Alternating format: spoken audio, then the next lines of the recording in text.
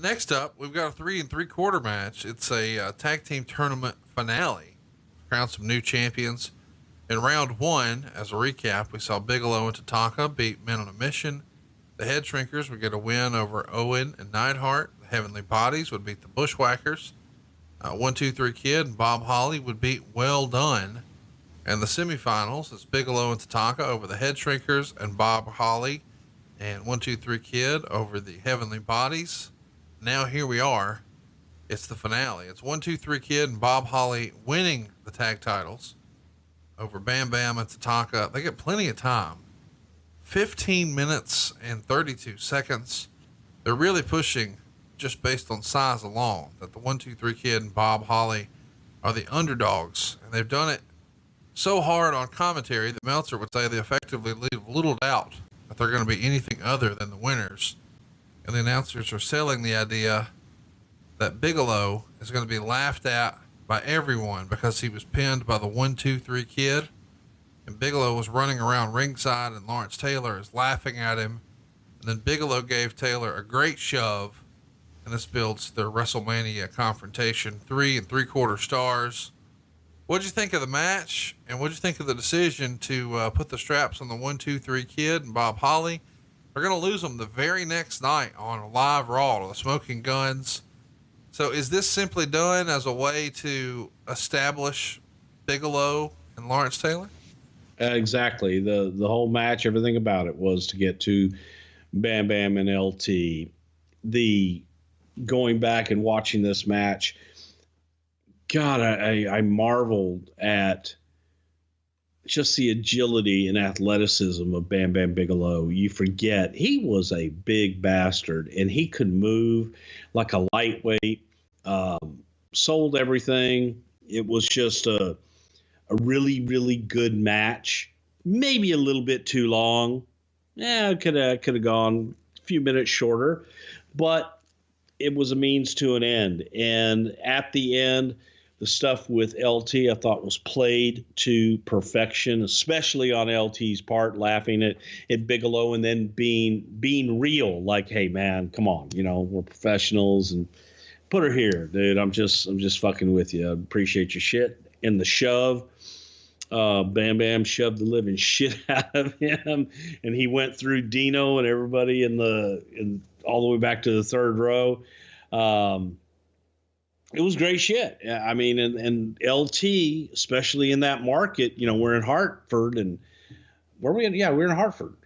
No, we weren't. We're in fucking Tampa. Why am I thinking we're in Hartford for the pay-per-view? For WrestleMania. We're in Tampa. Yeah. But LT had just retired and he was still a big name in football, and everybody knew who the fuck LT was. And it was going to be a big deal in that New York market when we replayed that everywhere. But, we had gotten down, we stayed at Saddlebrook in the Tampa area. And I remember that was so that we could be close to LT. We could spend some time with him because all LT wanted to do, he didn't give a shit how many hours he had to work out. He didn't give a shit what you wanted him to do.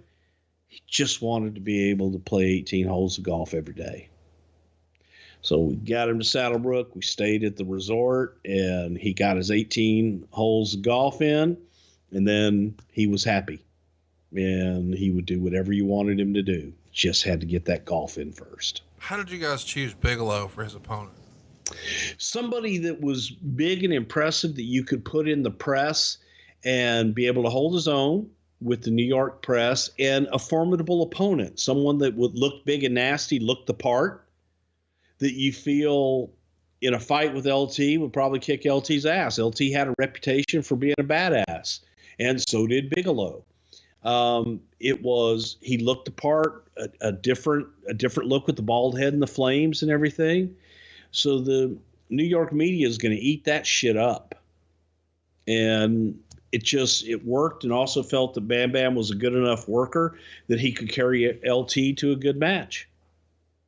And those guys, again, I think of the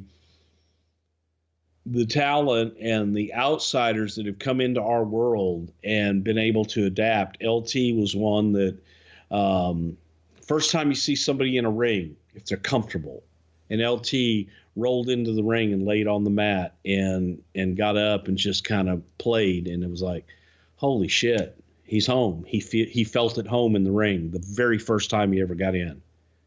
And that's when you know, okay, he's going to be okay.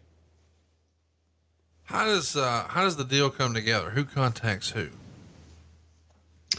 We contacted them. We had some connections at the time. Actually, Lisa Wolf, who had worked with the NFL, and we used those connections. Reached out to LT, and it was all timing, and it was looking for something because Hartford was so close to New York that you wanted to make it a local event in a lot of respects and have him at home where we knew he would be cheered.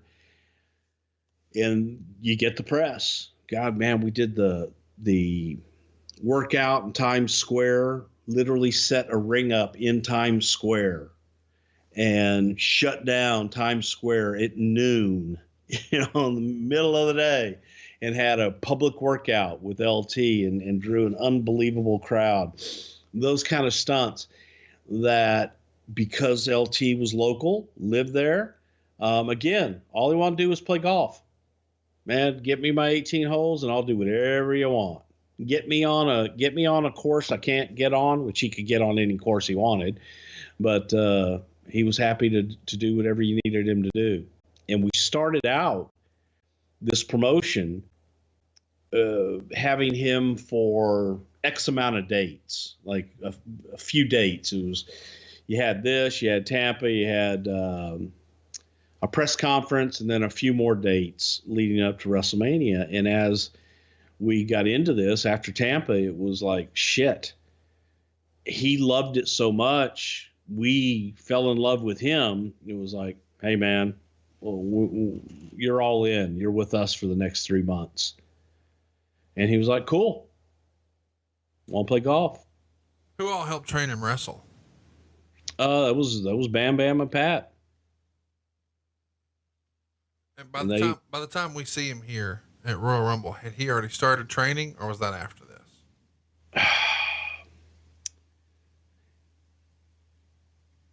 I